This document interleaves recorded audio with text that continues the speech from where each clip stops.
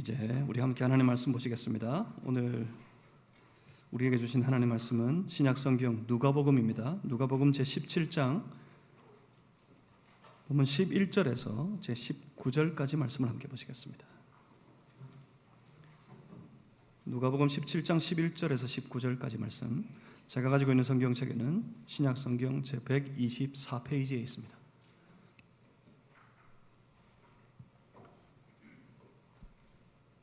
누가복음 제17장 11절에서 19절까지 말씀.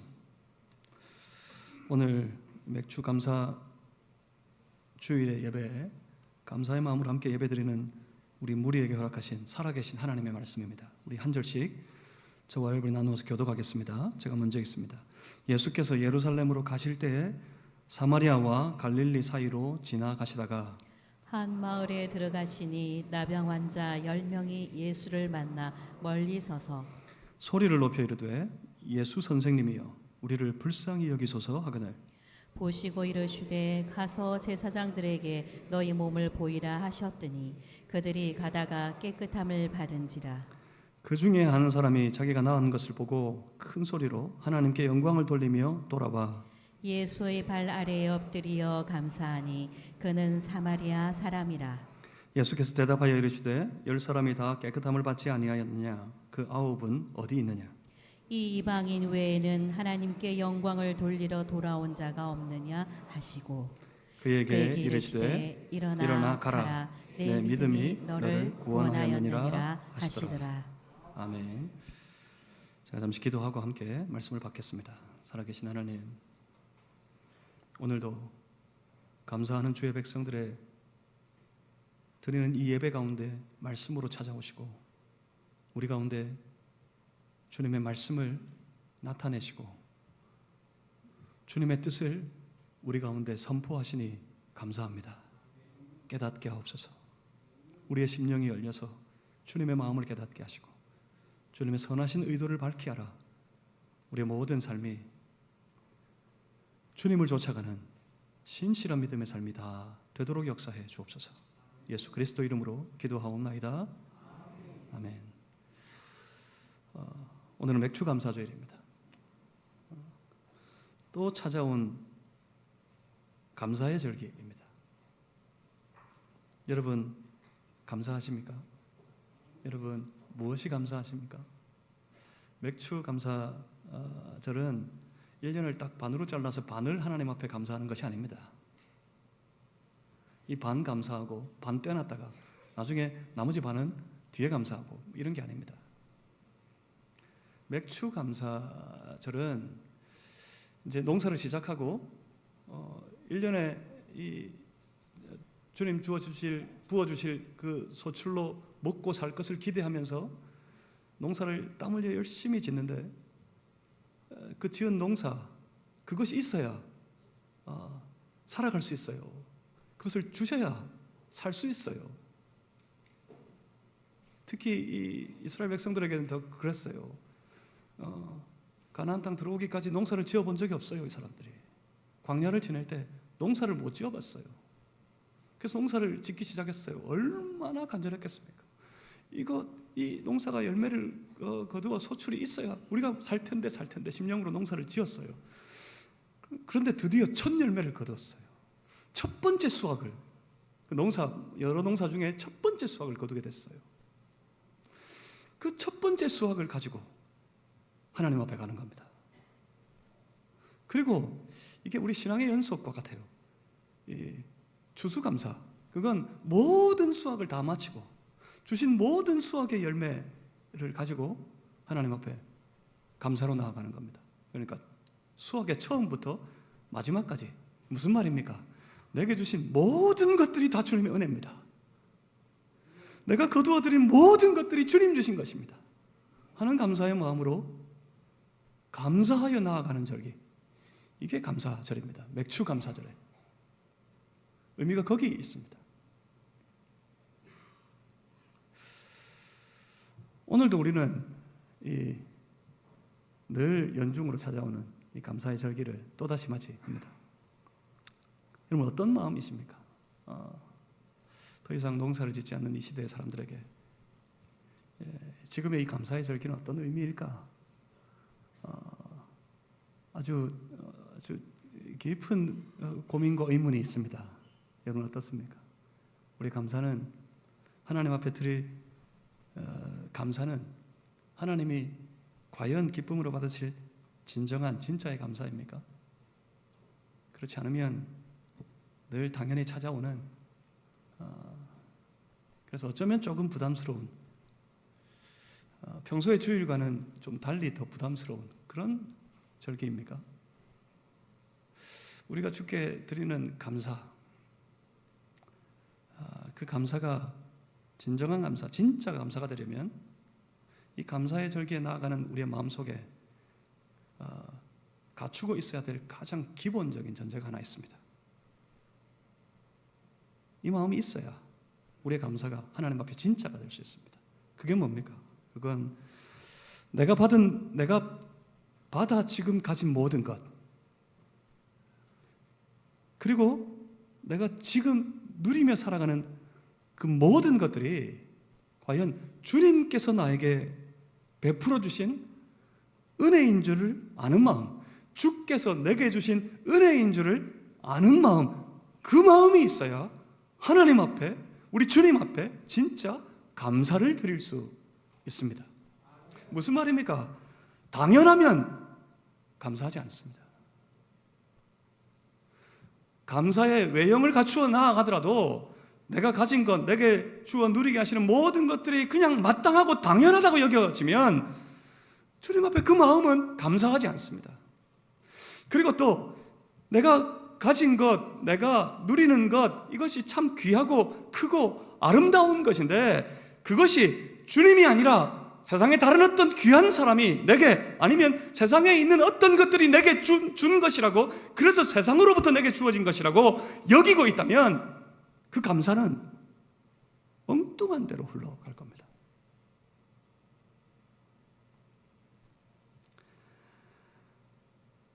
주께서 내게 주신 은혜, 그 은혜를 아는 마음, 그 마음이 기본이에요. 하나님 앞에 감사로 나아가는 우리 신앙의 마음의 가장 기본적인 전제입니다. 이게 있어야 됩니다. 그런데 어떻습니까? 흔히들 이 감사의 절기만 돌아오면 그런 기사를 읽게 되고요, 그런 말들을 듣게 돼요. 뭡니까? 감사가 없는 시대가 되어버렸다. 감사가 사라져가는 시대가 되었다. 그렇게 흔히 말합니다. 이와 같은 이 시대의 현실, 감사가 사라지고 감사가 흔히 찾아보기 어려운 그런 시대를 살아가는 우리의 신앙, 그런 우리의 신앙의 현실을 대하면서 그런 생각이 듭니다. 혹시 말입니다, 우리의 신앙의 삶이 주께 주시는 그 모든 은혜의 일들을 너무 당연하게 받아들이고 있는 것은 아닐까? 주님이 주시는 은혜가 우리 생활 속의 삶 속에 너무 일상적인 것이 되어버려 있지는 않을까? 그래서 그런 것 아닐까? 그런 생각이 듭니다. 또 그런가 하면 어쩌면 우리에게 은혜 베풀어 주시는, 오늘도 여전히 그 놀라운 은혜를 날마다 베풀어 주시는 우리 주님을 우리가 조금씩 우리 신앙의 사람들, 우리 그리스도인들이 그 주님을 우리 일상의 삶 속에서 조금씩 잊어버리고 있는 것은 아닐까? 그래서 감사가 흔히 보이지 않고 감사가 사라져가고 있는 것은 아닐까? 그런 생각을 해봅니다. 그래서 고민이었습니다. 또다시 찾아온 이 감사의 절, 과연 어떤 말씀으로, 그리고 어떤 마음으로 감사로 나와야 될 우리 주의 백성들을 만나고 대면하고 함께 나누어야 될까? 그런 고민에 빠졌습니다. 그런 고민으로 기도할 때 하나님께서 오늘 본문의 말씀을 이 종에게 주셨습니다. 그리고 이 본문을 붙잡고 생각했습니다. 그 9은 어디 있느냐 하시는 주님의 마음을, 그렇게 말씀하시는 주님의 말씀을 생각했습니다. 9은 어디 갔을까? 9은 어디 있는 걸까? 그런 생각이 들었습니다. 왜 한 사람뿐인 걸까? 돌아보면 모두 은혜를 받아서 그 은혜 안에 살아가는 하나님의 사람들인데, 그런데 그 하나님의 사람들 대부분이 다 감사를 잃어버린 채 그렇게 살아가는 이 오늘날의 우리의 모습을 어쩌면 이렇게 이 본문의 말씀이 닮아 있는 것일까? 그런 생각이 들었습니다. 그래서 함께 이 본문을 나누어 보기를 원합니다. 이 본문의 말씀은 나중에도 말씀드리겠지만 복음서 중에서 유독 누가복음에만 등장하는 사건입니다. 그리고 이 누가복음을 기록한 누가는 그의 복음서, 이 누가복음을 그렇게 시작했어요. 한 이방인 초신자.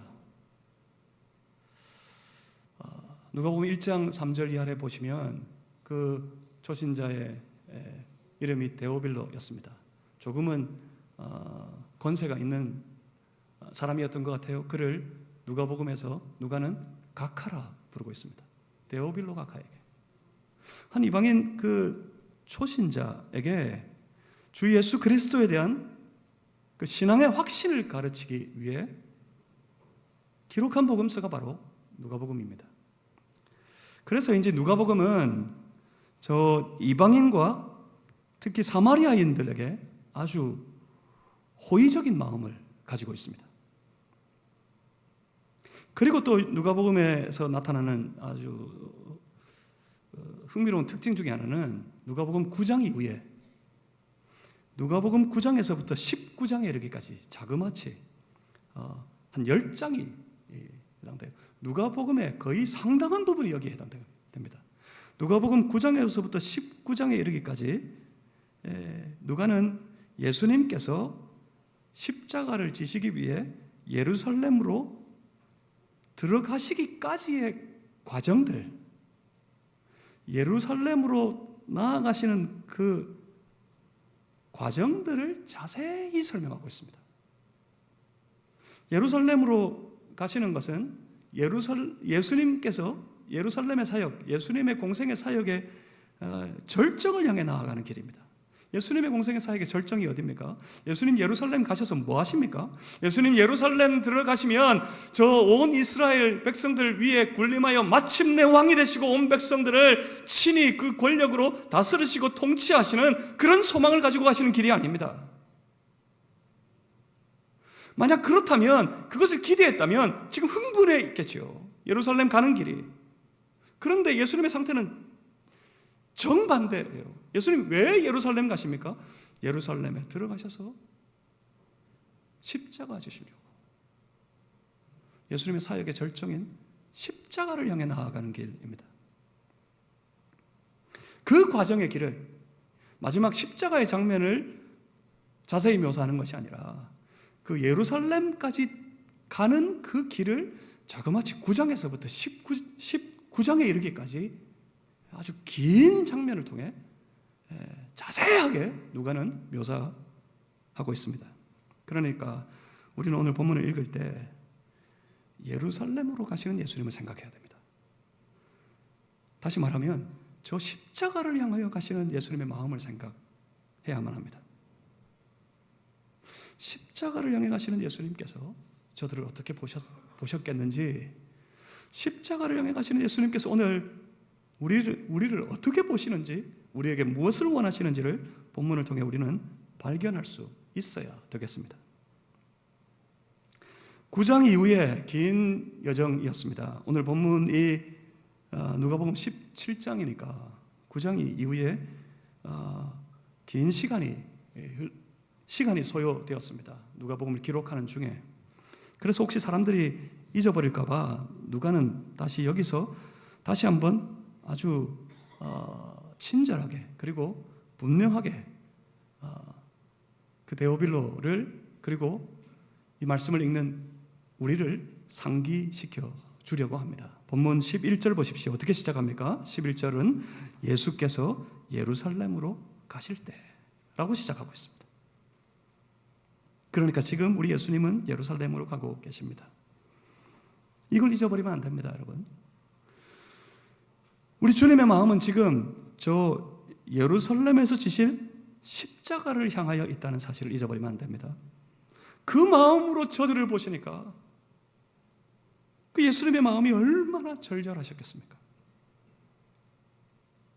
예수님 예루살렘으로 가기 위해 사마리아와 갈릴리 사이로 지나가실 때 한 마을을 들리시게 됩니다. 그리고 그 마을에서 한 사건을 겪게 되시는데 그 마을에서 겪게 된 그 사건, 바로 그 사건이 오늘 본문 말씀입니다. 이 본문은 다른 복음서에 나타나지 않는다 그랬습니다. 오직 누가복음에만 기록되어져 있습니다. 본문 12절에 한 마을에 들어가시니 나병 환자 10명이 예수를 만나 멀리 서서,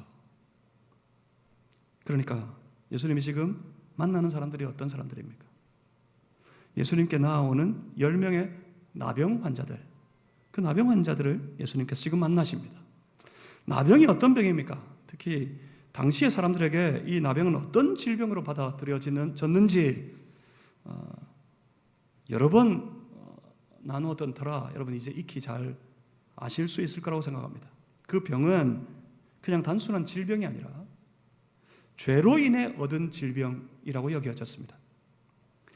그래서 나병 환자는 결코 상종해서는 안 되는 죄인 중에 죄인 취급을 받았던 사람들입니다. 그 삶이 얼마나 곤고하고 그 삶이 얼마나 처참했을지 충분히 짐작할 수 있습니다. 10명의 나병 환자들, 그들은 예수님을 보자마자 예수님을 향하여 달려가 예수님께 소리를 외쳤습니다. 차마 가까이 다가가지도 못합니다. 그들의 삶이 얼마나 힘겹고 어려웠는지, 사람들 앞에 설 수도 없고 대면할 수 없고 사람만 있으면 피할 수밖에 없고 사람 대하는 것이 두렵고 그런 인생이었을 거예요. 그 삶이 여기서도 다 보여요. 차마 예수님을 향하여 급하게 달려왔는데 차마 예수님께 가까이 가지도 못합니다. 어떻게 해요? 멀리 서서 저 예수님을 향하여서 소리를 칩니다. 차마 듣지 못하시면 안 되기 때문에, 못 들으실까 봐 멀리에 서서 큰 소리로 외쳐 불렀습니다. 13절 말씀을 보십시오. 13절 보니까 소리를 높여 이르되 예수 선생님이여 우리를 불쌍히 여기소서. 여러분, 지금 이 나병 환자들, 10명의 나병 환자들의 절절하고도 처절한, 간절한, 절박한 그런 심정이 느껴지십니까? 저들이 절박하여 예수님을 높이 부릅니다. 못 들으시면 안 되니까 큰 소리를 높여서 외쳐 부릅니다. 우리를 불쌍히 여겨주십시오. 선생님. 무엇을 기대했을까요?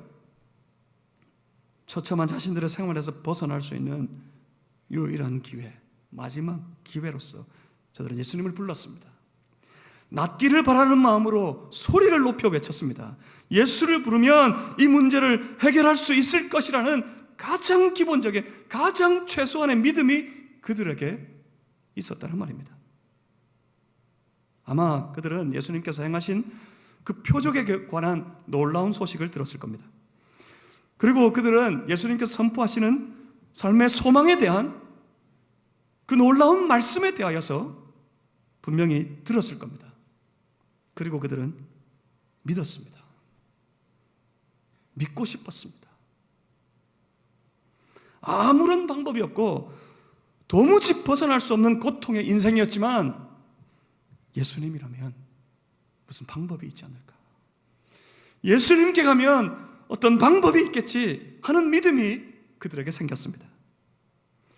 마침 그 길을 지나가시는 예수님, 그 예수님을 보았을 때 그들은 주저하지 않고 달렸습니다. 달려가 먼 발치에 서서 예수님을 향하여서 소리쳐 외쳤습니다. 예수 선생님, 우리를 불쌍히 여겨주십시오. 그때 예수님께서 14절 말씀을 보십시오. 보시고 이르시되 가서 제사장들에게 너희 몸을 보이라 말씀하십니다. 제일 먼저 예수님께서 저들을 보시고 보셨답니다. 예수님 사람을 보실 때 그냥 보시지 않습니다. 예수님께는 그 사람을 보시는 독특한 방법이 있다고 그랬어요. 예수님 사람을 보실 때 그 사람의 외모를, 그 사람의 외형을 보지 않습니다. 예수님은 사람을 보실 때 그의 마음을 꿰뚫어 보십니다. 예수님은 사람을 보실 때 그의 믿음을 꿰뚫어 보십니다. 예수님께서 보셨습니다. 그가 보심은 그들의 형편과 그들의 마음을 꿰뚫어 보신 겁니다. 그래서 아셨습니다. 그들의 형편을 아셨습니다. 그들의 상황을 아셨습니다. 그리고 그들의 필요를 주께서 다 아셨습니다. 보시고 다 아셨습니다. 아마도 그래서 그들의 외침을 따라 그들을 고쳐주셔야겠다, 고쳐주시려는 그런 마음을 먹으셨던 것 같습니다. 그래서 하시는 말씀이 가서 깨끗하여져라, 깨끗이 나아라, 그렇게 말씀하시지 않고 유독 이들에게는 그렇게 말씀하셨어요. 가서 제사장들에게 너희 몸을 보이라. 아마도 제사장들에게 가서 보이라 하심은 그들의 삶의 형편을 아실 뿐만 아니라 당시 유대 사회를 예수님 다 아시고 저들의 그 불쌍한 삶을 완전히 회복시켜야겠다는 그런 마음의 아주 친절한 선포였던 것으로 보입니다. 저들에게는 제사장의 선언이 필요한 것을 아셨던 겁니다. 그저 그냥 병에 나아서 끝나는 문제가 아니었어요. 이 나병에 관한 문제는 그냥 병이 다 낫고 그래서 건강해지는 것에 대한 문제가 아니었어요. 그 깨끗하여져서 다 나은 모습을 제사장들에게 보여주어서 완전히 나았다, 완전히 깨끗하여졌다 하는 선포를 제사장으로부터 들을 수 있어야만 그들이 일상으로 돌아갈 수 있는 것을 주께서 다 아셨기 때문에 예수님께서 저들에게 이제 제사장들에게 가서 보여라 말씀하신 것 같습니다. 그래서 그들은 제사장에게로 갑니다.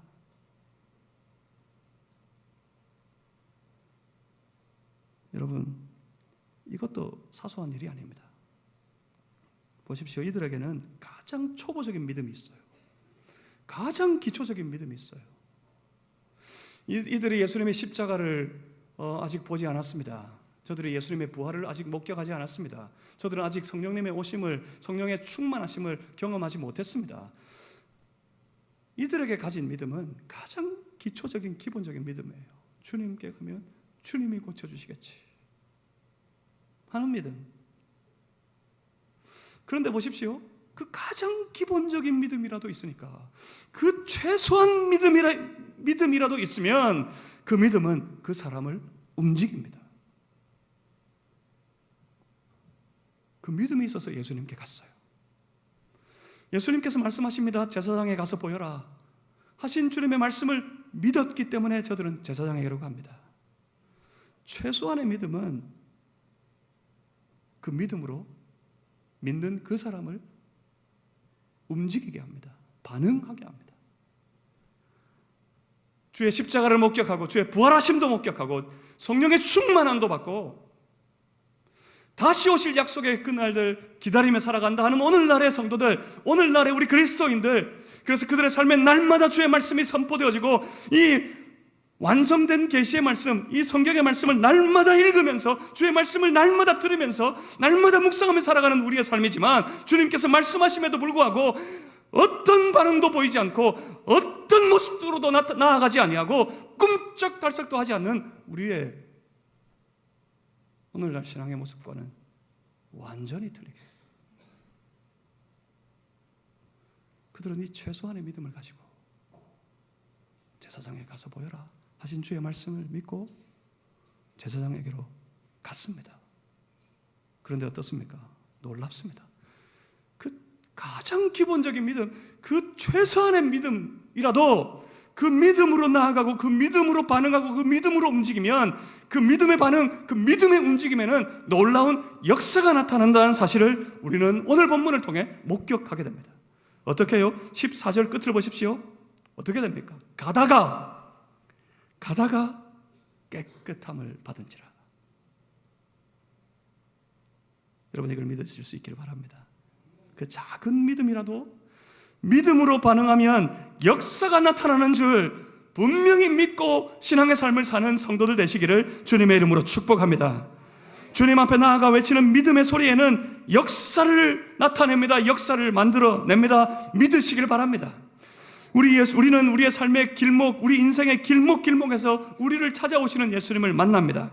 그 예수님 앞에, 우리를 만나러 나오시는 예수님 앞에 우리의 믿음의 소리를 높여서 간절한 마음으로 우리 가운데 역사해 주시기를 외치고 또 외치는 성도가 되시기를 바랍니다. 믿음으로 소리를 높이면 왜요? 역사가 나타나기 때문입니다.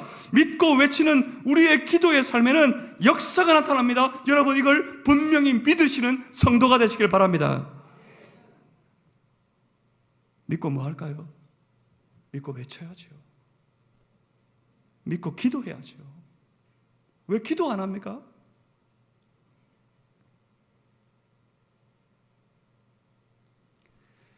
기도에 흉내만 남아있는 신앙이 아니라 절절하고 간절한 마음으로 우리 안에 있는 최소한의 믿음이라도 가지고 주님을 향하여 간절히 소리를 높이고 외치는 기도의 삶을 사는 그런 성도들 되실 수 있기를 주님의 이름으로 축복합니다. 그러면 역사를 경험하시게 될 겁니다. 그런데 더 중요한 건 그게 계속되어야 할 거 아닙니까? 더 중요한 문제는 어떻게 계속할 것이냐 하는 문제입니다. 역사를 경험해서 좋지요. 은혜의 역사를 경험하니까 좋지요. 한 번 경험하고 그 역사에 놀라면 뭐합니까? 그 역사로 말미암아 기뻐하면 뭡니까? 돌아서면 그냥 사라져버리고 없는데 계속하는 신앙, 계속되는 신앙, 그 신앙에는 계속되는 기억이 필요합니다. 무엇을 기억해야 합니까? 고쳐주신 일, 그 일을 기억하는 것 가지고 되지 않습니다. 그 일을 기억하려고 해서는 안 됩니다. 왜냐하면 그 일은 인해에 묻혀버릴 테니까요.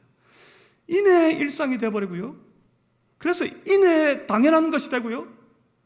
그래서 인해에 다 묻혀버리고 잊어버리게 되어 있습니다. 그럼 뭘 기억해야 합니까?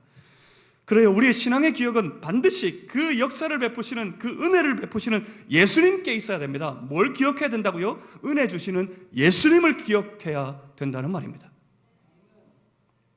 본문의 사건은 이제 완전히 다른 모습으로 전환됩니다. 믿음의 눈으로 예수님을 봤습니다. 그 믿음 가지고 예수님께 달려왔습니다. 그리고 그 믿음으로 예수님을 향하여 소리를 높였습니다. 그리고 그 믿음으로 반응하여 가다가 역사를 경험했습니다. 참으로 놀라운 일이었습니다. 참으로 감사하는 일이었습니다. 그래서 끝이 아닙니다. 그래서 그 끝이 되어버리면 안 됩니다. 갑자기 보면은 그 분위기가 완전히 전환되는가 싶더니 그 중에 한 사람이 등장합니다.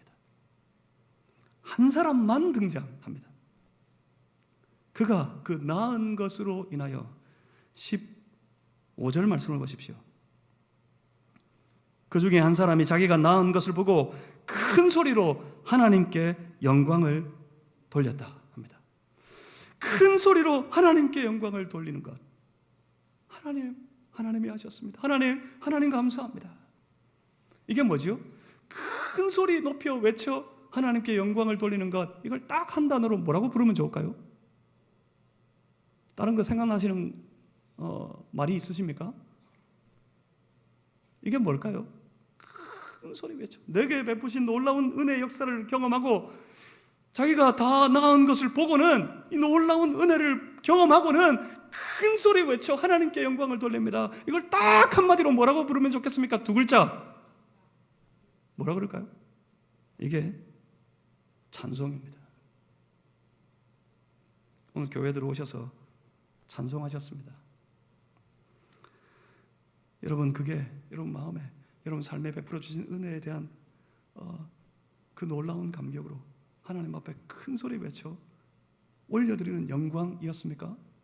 아니면 곡조가 흐르니까, 반주가 흐르니까, 앞에서 인도하니까 따라 부른 노래였습니까? 노래는 흔한데 찬송은 흔하지 않아요. 큰 소리로 하나님께 영광을 돌렸습니다. 이걸 다른 말로 뭐라 그러면 좋을까요? 딱 한 단어. 이게 바로 간증이라는 겁니다.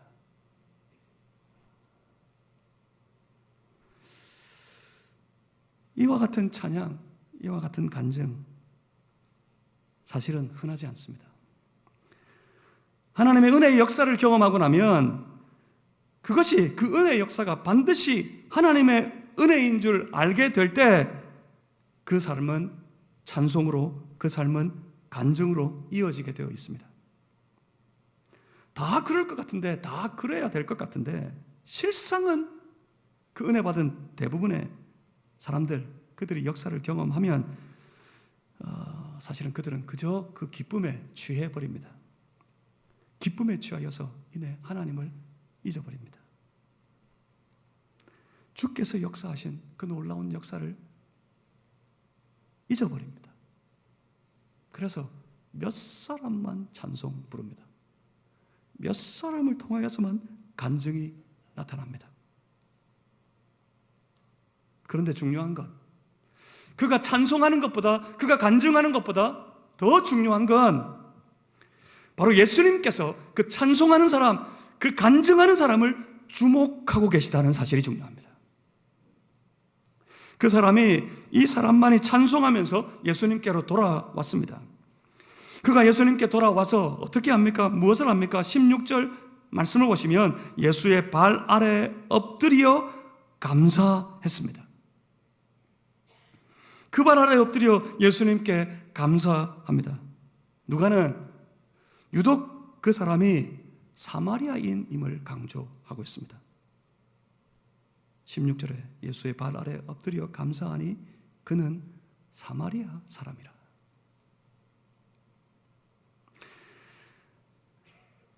아마 다른 사람들은, 다른 이들은 다 유대인들이었던 것으로 보입니다.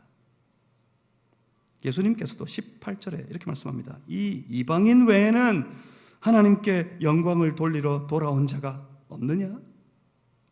그렇게 말씀하십니다. 그러니까 하나님의 사람이 누굽니까? 하나님의 사람은 그 혈통으로 구별되지 않습니다. 하나님의 사람은 그의 신분이나 그의 직분이나 그가 갖춘 외모로 구별되지 않습니다. 하나님의 사람은, 그래서 오직 우리 주님이 사람을 보실 때 그 믿음을 꿰뚫어 보시는 것 같아요. 하나님의 사람은 그 마음으로 구별됩니다. 하나님을 향하는 마음, 하나님을 찬송하는 마음, 하나님을 간증하는 마음, 하나님께 감사하는 마음, 그 마음으로 구별됩니다. 그 마음의 믿음으로 하나님의 사람은 구별됩니다. 그러니까 그럴만해 보이는 사람들, 그들은 아니었다는 말입니다. 오직 이 이방인만이 예수님께로 돌아왔습니다. 예수님께서 그 이방인을 향해 이렇게 선포하셨습니다. 본문 19절에 내 믿음이 너를 구원하였느니라.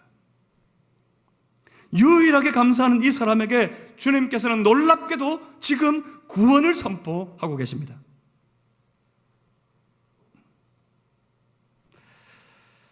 여러분, 여기서 분명히 보십시오.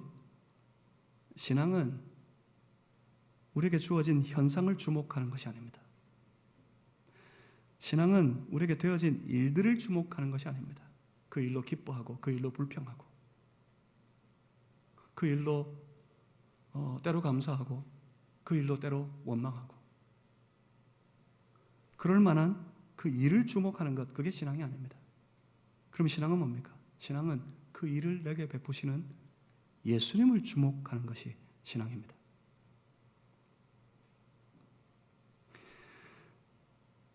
나에게 베풀어 주신 그 일들을 보고 있노라면 이내 그 마음은 다 식어버려요. 하지만 그 일을 행하신 예수님을 바라보면 그 예수님으로 인하여 그 삶이 완전히 달라지고 그 주님을 바라고 주님을 쫓아가는 그 신앙은 그 이후로 계속될 것입니다. 주님을 바라보면 주께 감사합니다. 여러분, 우리는 또 한 번의 감사의 절기를 맞이하고 있습니다. 그런데 이런 생각이 듭니다. 그토록 자주, 그리고 그렇게 중요하게, 얼마나 중요했으면 그렇게 흔하게 감사를 말할까요? 교회가? 교회에서 가장 많이 듣는 말 중에 하나가 감사입니다. 그렇게 자주, 그렇게 중요하게 감사와 찬송을 교회가 말하지만, 그래서 우리 모든 그리스도인들이 그렇게 자주 그렇게 중요하게 감사와 찬송을 듣지만 왜 우리의 삶에는, 왜 이 시대의 삶에는 좀처럼 진정한 감사가 나타나지 않는다고 말하는 걸까요? 그러고 나서 감사를 가만히 돌아보니까, 그래서 우리의 감사를 가만히 돌아보고 짚어보고 생각해 보니까 우리 대부분의 감사는 사실은 그저 기분이 좋은 것, 기분 좋은 일일 뿐입니다. 주님 감사합니다. 사실 그때 우리의 마음은 주여 내가 기분이 좋습니다, 이거예요. 왜요? 승진해서 기분 좋고, 많이 벌어서 기분 좋고, 뜻밖의 일이 생겨서 너무 기분이 좋고, 내가 그렇게 원하던 것을 얻게 되어서 너무 기분이 좋고, 이만저만한 일들로 기분 좋을 만한 일이 생겨서 내가 기분이 좋아 즐거워하는 것, 그것뿐입니다. 그런데 어떻습니까? 그 기분이라는 거요, 사실 그 기분은 이내 식어버립니다. 그래서 그 즐거움도 이내 다 사라져버립니다. 그래서 더 좋은 일이 생기거나 더 좋은 것을 얻기까지 또 우리는 일상의 삶에서 조바심을 내며 살아가게 되는 겁니다. 그러는 사이 그 어디에도 감사는 없습니다.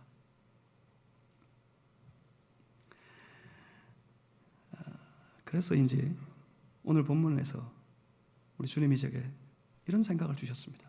왜 한 사람만 예수께 왔을까?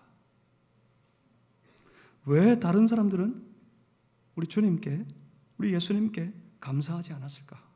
그런 생각이 듭니다. 어쩌면 오늘 우리는 저 다른 9사람과 같은 것은 아닐까? 내가 한 사람이라고 오해하면서 내 신앙의 삶은 오히려 저 9을 닮아 있는 것은 아닐까? 오늘도 주님은 그 한 사람을 기뻐하시는데 나는 오히려 9과 같이 되어 있지 않을까? 그런 생각이 듭니다. 그런데 여러분, 그 9사람들 자기들끼리는 분명히 좋아했을 겁니다. 그들은 분명히 서로 기뻐했을 겁니다. 하지만 그 기쁨은, 그 즐거움은 우리 주님과 아무런 관계가 없습니다. 살리기 위해, 우리 예수님 저들을 살리기 위해 사망 가운데 신음하는 자기 백성들, 그들의 죄에서 구원하시기 위해 우리 주님은 지금 저 예루살렘으로 가고 계십니다. 저 십자가를 향해 가고 계십니다. 우리 주님의 눈에는 저 십자가가 보이십니다. 저 불쌍한 영혼들이 보이십니다. 그런데 그 길을 가시는 예수님, 그 예수님과 저들의 기쁨은 아무런 관계가 없었습니다. 물론 저들도 막연히 예수를 말했겠지요. 예수라는 분은 참으로 대단하다. 그 예수가 우리를 고쳐주셨지 않느냐. 그리고 자기의 삶으로 돌아가 그 삶을 살아가다가 다 잊어버리고 다시 불평의 거리에 턱 걸려서 거기에 갇혀서 그냥 불평을 일삼다가 매일매일 일상을 살다가 주님과 아무런 관계가 없는 그런 삶을 살다가 그냥 끝이 나고 말았을 겁니다. 어쩌면 말입니다. 이 생각에 이르니까 마음이 너무 처절해져요. 어쩌면 말입니다. 나중에 이 사람들 모든 군중이 함께 모여서 예수님을 향하여 손가락질하면서 저를 십자가에 못 박아 죽여라, 십자가에 못 박아 죽여라 그렇게 외치고 있을 때 어쩌면 이 사람들 그 군중들 속에 속하여서 함께 소리치고 있었을지도 모르겠습니다. 여러분, 우리는 어디에 있습니까? 그 9명의 자리에 있습니까? 아니면 그 한 사람이십니까? 간절히 원하기는 우리 마산 제일교회 속한 모든 권속들이 주님 앞에 주가 기뻐 맞이하시는 그 한 사람이 되실 수 있기를 주님의 이름으로 축복합니다. 어떻게 해야 합니까? 감사해야 됩니다. 감사는 무엇으로 합니까? 기억으로 합니다. 감사는 무엇으로 합니까? 주목으로 합니다. 뭘 기억해요? 내게 은혜 베푸시는 예수님을 기억하고. 누구를 주목해요? 세상이 아니라, 내가 은혜 가지고 살아갈 이 땅 세상이 아니라 그 은혜로 내 삶에 역사하시는 그 주님을 주목하는 것, 그게 감사합니다. 그 역사를 베푸시는 예수님을 기억하면, 그 예수님을 주목하면 그는 반드시 감사하게 되어 있습니다. 그 예수님을 기억하고 예수님을 주목하는 그 신앙의 모든 삶에는 그 감사가 계속될 것입니다. 그리고 그 감사와 그 주목이 바로 믿음이라는 겁니다. 믿음이 있는 자만 예수님을 주목합니다. 믿음이 있는 자만 은혜 베푸시는 그 주님을 기억합니다. 그러니 믿음으로 사시길 바랍니다. 무슨 말입니까? 주님 주목하고 주가 베푸시는 모든 은혜의 일들을 기억하여 그 믿음으로 날마다 살며 주께 감사하고 또 감사하고 날마다 감사하는 주님의 거룩한 백성들 되시기를 주의 이름으로 축복합니다. 우리 이제 돌아갑시다. 이 한 사람이 예수께로 돌아왔던 것처럼 우리 이제 돌아갑시다. 돌아가서 뭐 해요? 주님 보며 주께 감사하고 찬송하고 나아가 주를 간증하며 사는 그런 믿음의 사람이 다 되시기를 주의 이름으로 소망합니다. 기도하겠습니다. 살아계신 하나님 아버지,